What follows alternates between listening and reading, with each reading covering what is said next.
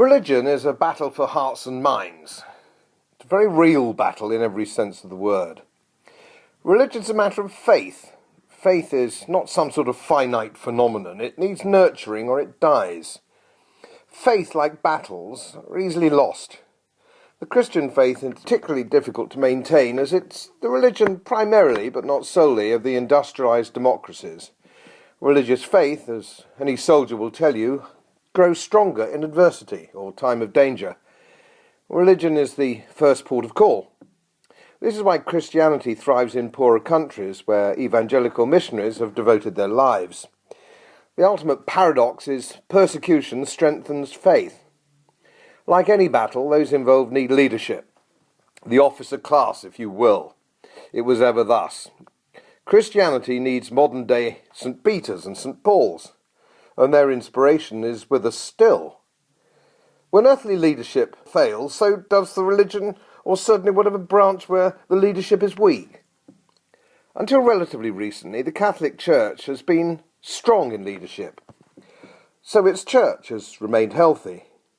This strength has largely been embedded in the confidence of the righteousness of the Catholic cause, or perceived righteousness, historically uncompromising, unshakable, in the main, for better or for worse. It has grown wobbly of late, making the most fundamental of mistakes by dabbling in politics. Like a constitutional monarchy, this is seen as heresy by the faithful, and rightly so. Politics, as we all know, is a dirty, deceitful and disgusting business, and religion must rise above it. But the point of my short homily today is to focus on the Church of England. Anglican Christianity has always been fairly laissez-faire. It suited the English temperament, which has always been slightly suspicious of zealotry in all things, especially religion, and dare I say sport, where practising is close to cheating, probably why we keep losing. But there simply has to be some leadership. Without it, you just have a void. We see this in modern-day politics, where there is no real leadership worthy of the name, save perhaps Russia. The Anglican Church has now been leaderless for decades. It manifests itself in empty pews, and even Church of England priests switching to Rome or orthodoxy in despair. Recruitment to Anglican priesthood has all but dried up. I therefore turn my attention to leadership, a concept difficult enough to comprehend even if one tries, but we live in a world where it's actively frowned upon. Outside the military leadership training, it's all but disappeared. I learnt whatever leadership skills I might possess at the Royal Military Academy Sandhurst and subsequent military courses, and then on to senior commercial training courses, the sports field, and of course that wonderful training ground experience, which we all know is something that you simply can't beat. This might seem unfair, but if you take the salary, the title, the seat in the House of Lords, and the palace that goes with it, you must take the stick. The main failing in the Church of England today is its bishops, and most of all its most senior bishop, the Archbishop of Canterbury, Justin Welby.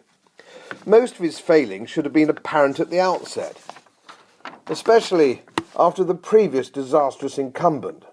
He has little or no experience as a parish priest, prison chaplain, hospital chaplain or missionary.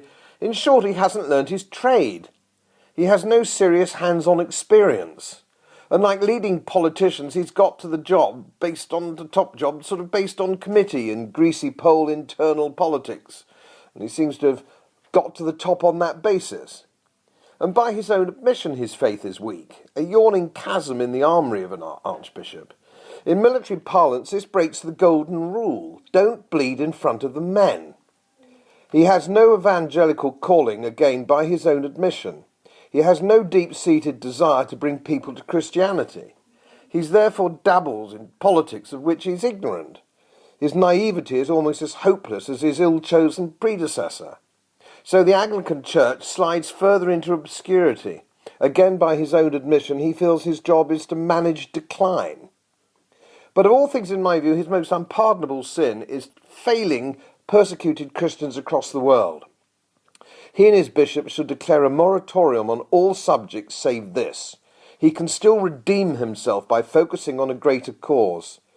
If he does not, I would counsel Her Majesty to bring in the Archbishop and most of his failed bishops, retire them and bring in new blood. Let's get back to what was sometimes called muscular Christianity.